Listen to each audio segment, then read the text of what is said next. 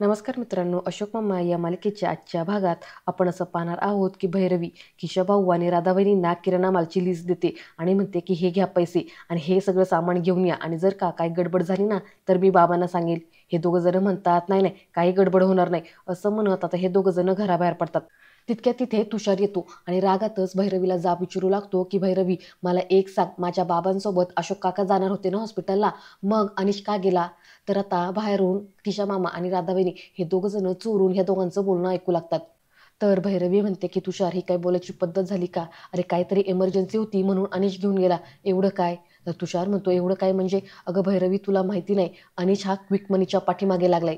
भैरवी म्हणते की ओ तो क्विक मनीच्या पाठीमागे लागलाय आणि तुझं काय? तू नव्हते का पैसे भरलेस? तुझे नाही पैसे बुडाले का? तुषार म्हणतो की हे बघ भैरवी, मी त्याचे इतके एवढे पैसे इन्व्हेस्ट नव्हते केले. तर भैरवी म्हणते अरे हो, पण त्याच्या इतका ड्रास्टिक चेंजेस तुझ्या लाईफमध्ये नव्हता झाला. त्याच्यावरती जबाबदाऱ्या आहेत. एवढा मोठा चेंजेस तुझ्या लाईफमध्ये झालेला नव्हता, त्याच्या लाईफमध्ये झाला म्हणून त्याने जास्त पैसे गुंतवले. फरक एवढाच आहे की दोघांचे पाय चिखलात आहेत. तुझे जरा कमी आहेत आणि त्याचे जास्त आहेत.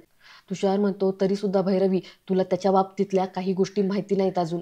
भैरवी म्हणते हो नसतील माहिती, पण अरे हे सगळं करायला तूच त्याला सांगितलं होतंस ना, तूच त्याला गाईड केलं होतंस ना. त्या सरोदेकडे कोण घेऊन गेलं होतं? तूच घेऊन गेला होतास ना. आणि वरतून 2 लाख रुपये कुणी दिले होते? तू त्यालाच दिले होते ना, मला कळू नये म्हणून. आता हे ऐकल्यावरती तुषार जरा शांत होतो. पुढे भैरवी तुषारला म्हणते की एवढं सगळं मला विचारण्यापेक्षा तू त्यालाच फोन करून विचारत जा ना. तर तुषार म्हणतो की मी त्याला फोन करतोय पण तो फोन माझा रिसीव्ह करत नाहीये. तू फोन करतेस का त्याला? तर भैरवी म्हणते नाही, मी त्याला हे असलं काही विचारणार नाही, माझा आत्ताच त्याच्यासोबत फोन झाला होता. तर तुषार म्हणतो खरंच? मग त्यांनी भरले का पैसे? भैरवी म्हणते मी त्याला काही तसं विचारलं नाहीये, कारण मला आत्ताच तो म्हणत होता की सगळेच मला प्रश्न विचारतात, सगळेच मला हे करत असतात, त्याच्यामुळं आता मी त्याला काही विचारणार नाहीये. तर तुषार म्हणतो की आय होप त्यांनी पैसे भरले असावेत. असं म्हणून तुषार जायला लागतो. भैरवी त्याला म्हणते की आणि हो तुषार, परत एकदा हे असलं काही जर असेल ना तर तू डायरेक्ट त्याला विचार जा, उगाचच तुझ्यामुळं आमच्या दोघांमध्ये भांडणं नको. असं म्हटल्यावरती आता तुषार रागात तिथून निघून जातो. इकडे राधाबाईनी आणि किशाभाऊ थोडेसे मागे सरकतात. आता तुषार निघून गेल्यावरती राधाबाईनी किशाभाऊंना म्हणतात खरंच ह्या अनिश बाबूने काही गफला केला असेल का पैशांचा? तर किशाभाऊ म्हणतात मला तर वाटतं बाबा ह्या अनिशने ते 5 लाख रुपये गडप केले असतील. आपल्या काय, चल आपल्याला सामान आणायचं ना. असं म्हटल्यावरती आता हे दोघं जण सुद्धा सामान आणायला निघून जातात. त्यानंतर आता इकडे अनिश ईश्वर काकांना हॉस्पिटलमधून घेऊन येतो. तुषार विचारतो की झाल्या का सगळ्या टेस्ट, झाली का सगळी ट्रीटमेंट, पैसे भरले का? अनिश म्हणतो हो मग टेस्ट त्याच्याशिवाय झालेत का? पैसे भरल्याशिवाय टेस्ट होतील का? तर तुषार म्हणतो बरं मग मला रिसिप्ट दे ना पेमेंट केल्याची. तर ईश्वर काका म्हणतात अरे आम्ही एवढं दमून आलोय, दिवसभर त्याने किती धावपळ केली आणि तू काय रिसिप्ट घेऊन बसलायस? तर तुषार म्हणतो हो बाबा, पण आता एवढं मोठं ट्रान्झॅक्शन केलंय आपण म्हटल्यावरती रिसिप्ट नको का घ्यायला? तर अनिश म्हणतो अरे मी पेमेंट केलंय पण तिकडचा सर्व्हर डाऊन होता ना, त्यामुळे ते म्हटले की मी उद्यापर्यंत तुम्हाला मेल करतो, तर तुला उद्यापर्यंत मेल येऊन जाईल रिसिप्टचा. तर तुषार म्हणतो नक्की ना? अनिश म्हणतो हो नक्की. पुढे आता तुषार आणि ईश्वर काका तिथून निघून जातात. तर आता अनिश फार टेन्शनमध्ये आलेला असतो. तो घाईतच माणिकला फोन लावतो आणि माणिकला म्हणतो की हे बघा मला आजच्या आज त्या व्याजासकट ते पैसे परत मिळतील का? तर तिकडून माणिक सांगतो की नाही आजच्या आज कसे मिळतील? अहो साहेब मी तुम्हाला सांगितलं ना एवढी मोठी रक्कम आहे त्यामुळं वेळ थोडा लागतो, उद्यापर्यंत मी नक्की तुम्हाला पैसे देईल. तर इकडून अनिश म्हणतो हे बघा जरा प्रॉब्लेम झालाय, ते पैसे मला हॉस्पिटलमध्ये भरायचे होते आणि आजच्या आज जर मी भरले तर मला तेवढंच त्याचं पेमेंटचं रिसिप्ट पण मिळेल ना. तर तिकडून माणिक सांगतात अहो साहेब तुम्ही काळजी करू नका, उद्यापर्यंत नक्की मी तुम्हाला ते पैसे परत करतो, काही टेन्शन घेऊ नका. तर दुसरी आपण असं पाहतो की तुषार ईश्वर काकासाठी चहा घेऊन येतो आणि म्हणतो की बाबा मी डाळ खिचडी बनवतो. तर ईश्वर काका म्हणतात नको अरे बाहेरून मागू ना आपण. तर तुषार म्हणतो अहो बाबा तुम्ही सकाळपासून बाहेरचंच खाल्लंय, हे बघा अशाने तुमची तब्येत आणखीन बिघडेल, काही नाही मी घरातच करतो. ईश्वर काका म्हणतात अरे सगळं तू किती करतोयस रे, खरंच सगळं तुझ्या एकट्यावरती लोड येतो. तरी आता तुषार म्हणतो की बाबा आणि जेवल्यानंतर आपण फेरफटका मारायला जाऊ. ईश्वर काका म्हणतात नको नको, तू आत्ताच दिल्लीवरून दमून आलाय, मी माझा एकटा जाईल. तर तुषार म्हणतो हो बाबा एकटे कसे जाणार तुम्ही, तुमच्यासोबत कोणी हवं ना. तेवढ्यात आता पाठीमागून अशोक मामा येतात आणि ते म्हणतात की अरे मी आहे ना, तू कशाला काळजी करतोस? असं म्हणून आता ते सोफ्यावरती बसतात. तुषार म्हणतो हो ते तर आहेच. पुढे अशोक मामा ईश्वर काकांना विचारतात की सगळ्या टेस्ट वगैरे सगळं काही व्यवस्थित झालं ना? तर ईश्वर काका म्हणतात की हो सगळं काही व्यवस्थित झालं.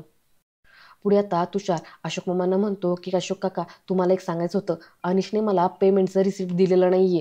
तो मला म्हटला की सर्व्हर डाऊन होतं त्याच्यामुळं रिसिप्ट मिळाली नाही. तर अशोक मामा म्हणतात अरे काय सांगतोस, एवढं मोठं पेमेंट केलं आपण आणि त्याची रिसिप्ट मिळाली नाही? तेवढ्यात आता तुषारला डॉक्टरांचा फोन येतो आणि डॉक्टरांकडून तुषारला कळतं की अनिशने पैसेच भरलेले नाहीत, फक्त 1 लाख रुपये भरलेले आहेत. पुढे आता तुषार अशोक मामांना सगळं काही सांगतो. तो म्हणतो की डॉक्टरांचा फोन आला होता. डॉक्टरांनी सांगितलं की अनिशने फक्त 1 लाख रुपये भरलेत, बाकीचे 4 लाख रुपये त्याने भरले नाहीयेत. मला सांगा माझे 4 लाख रुपये कुठे गेलेत? तर अशोक मामा म्हणतात की मला माहिती नाही.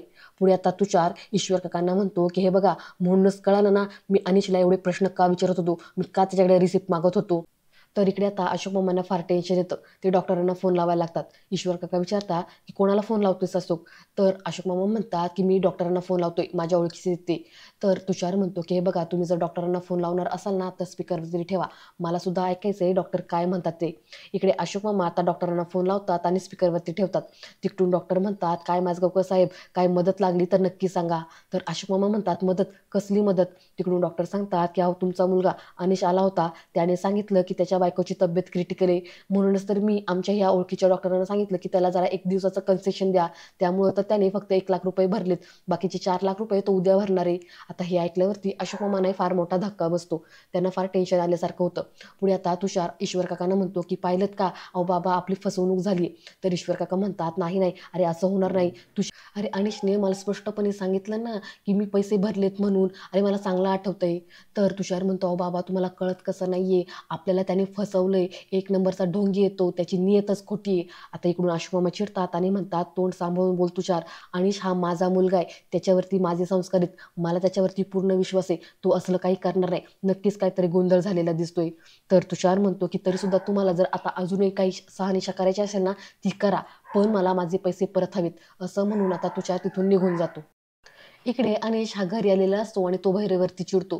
भैरवीला तो म्हणत असतो की आता बघ मी किती पैसा कमवतो ते, तुझ्यापेक्षा जास्त पैसे कमवतो. आत्तापर्यंत सगळेजण तुला डिमांड देत होते ना, सगळे तुला विचारायचे, तुझा विचार महत्त्वाचा. माझे बाबा सुद्धा आत्तापर्यंत त्यांनी कोणाचं कधीच ऐकलं नाहीये, पण तुझं मात्र एका शब्दावरती ते ऐकायला तयार झालेत. आता बघ मी एवढा पैसा घरात आणतो की नाही, तुम्ही सगळेजण फक्त माझंच नाव काढाल, माझंच ऐकाल.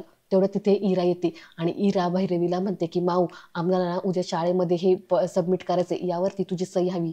तर अनिश म्हणतो, आणि इकडे मी करतो सही. तर इरा म्हणते, तू तू कशाला करतोस? तर अनिश इरावरती पण चिडतो आणि म्हणतो की का मी नाही करू शकत का सही, फक्त माऊच करते का, विसरलीस का तू, जेव्हा तुझी माऊ दिवस रात्र ऑफिसमध्ये कामात बिझी असायची त्यावेळेस तुमचा अभ्यास कोण घ्यायचो, मीच घ्यायचो ना, सगळं काही मीच करायचो ना, तुम्हाला शाळेत पाठवायचं कोण, मीच पाठवायचो ना, मग आता काय प्रॉब्लेम आहे. तर यावरती आता भैरवी अनिशला अडवते आणि म्हणते, अरे अनिश तू तिच्यावरती का चिडतोयस? पुढे आता भैरवी इरेला म्हणते की हे बघ इरा, काका तुझा सही करेल, तुझा आता, असं म्हटल्यावरती इरा तिथून निघून जाते. पुढे आता भैरवी अनिशला वरती ओरडते आणि म्हणते की अरे अनिश तुला झालंय काय, तू एवढा का चिडतोयस तिच्यावरती? तर पुढे आता अनिश म्हणतो की बघ आता मी किती पैसा कमवतो ते. तर भैरवी म्हणते, हे बघ तुझा ना काहीतरी गैरसमज होतोय, हे बघ तू खूप वेगळाच विचार करतोय, वेगळ्या ट्रॅकवरती आहे. तर अनिश म्हणतो, हो मला अक्कलच नाहीये, पण एक लक्षात ठेव, मला आधी अक्कल नव्हती, पण आता मला चांगलीच अक्कल आली, पैसा कसा कमवायचा ना ते मला चांगलंच कळतं. असं म्हणत तो तिथून निघून जातो. आणि मित्रांनो आजचा भाग इथेच संपतो. आता उद्याच्या भागात आपण असं पाहणार आहोत की अशोक मामा अनिशला पैशांबद्दल विचारतात. तर अनिश रागात म्हणतो, देणार आहे मी त्याचा पैसे, मी काही पैसे घेऊन पळून चाललो नाहीये, कळलं ना, तुमच्यापेक्षा 5 पटीने जास्त पैसे कमवून दाखवतो की नाही बघा. असं म्हटल्यावरती आता अशोक मामा अनिशच्या कानाखाली मारतात आणि म्हणतात, तू माझ्याशी का खोटं बोललास, आणि मला एक सांग, वर्षाने दिलेले ते 1 लाख रुपये सुद्धा तूच चोरलेस ना. असं म्हटल्यावरती आता अनिशला पण धक्का बसतो. आता हे सगळं प्रकरण पाहून इकडे मुलं सुद्धा घाबरतात. तर उद्याच्या भागात आपल्याला हे सगळं काय पाहायला मिळणार आहे. तर आजचा भाग कसा वाटला ते मला कमेंटमध्ये नक्की सांगा आणि पुढील भागासाठी चॅनलला सबस्क्राईब करा. धन्यवाद.